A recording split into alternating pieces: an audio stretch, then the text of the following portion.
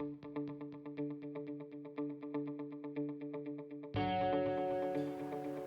I'm very happy to speak to you today about the importance of leaving no one behind when it comes to access of information or access to information. In Pakistan particularly, Media Matters for Democracy, an internet rights-based organization, found that when people were polled about what stops them from getting onto the internet, online harassment was one of the major reasons. And the report that they did was focused a lot on gender aspects as well. Women are disproportionately represented on the internet in Pakistan.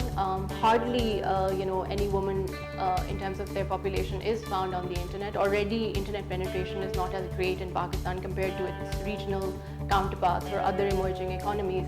And from that perspective, you also see that women, the average sort of like gender gap between internet access is also very, very low in Pakistan compared to their sort of counterpart countries. Internet harassment is definitely a major reason. So what we see is in Pakistan there is an extensive honor-based culture where there is a lot of violence against women. According to the Thomson Reuters Foundation, 9 in 10 women will or have already faced violence in their life. And so we see that this sort of culture is also represented online. Instead of the internet becoming a conduit for equality, we see the internet becoming a space where prejudices, bigotry, and sexism actually are proliferated. So the internet becomes a place where the loudest and the biggest bullies actually congregate. They create sort of their echo chambers, they create barriers for women to enter online spaces.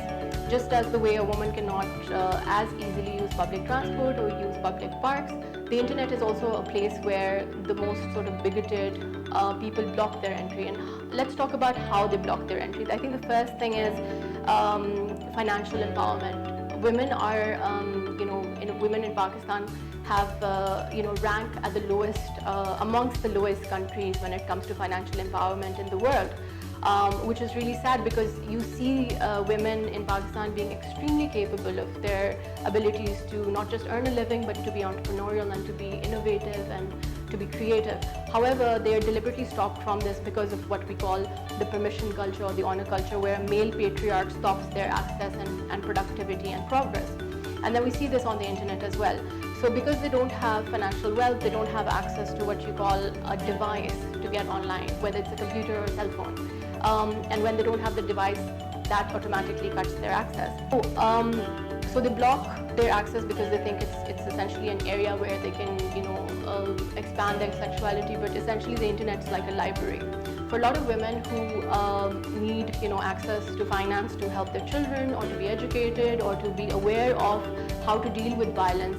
The internet is essentially like accessing a scholar or accessing a therapist or accessing a doctor or accessing a lot of wealth of knowledge that can save maternal mortality, that can save child mortality, that can prevent diseases. Because as we know in public health, prevention is actually more important in medicine and curing diseases such as dengue, a big epidemic that we're facing now, as opposed to cure. So the internet is essentially all those things, but patriarchy is not just blocking it for women, patriarchy is also blocking it for the economy. We know that if women access the internet and there's more e-commerce that they can do through like selling products online, etc., that the economy will go a few notches up. And every year that we don't allow women to access the internet, 50% of the same population of men that access the internet, we also gain something called an opportunity cost, which has a knock-on effect. So for every woman that spends a year not being educated or not going to school or not finding opportunity, the accumulated multiplier effect of that loss is horrendous. And in this day and age, digital education is extremely important. So leave no woman behind, allow women to access the internet.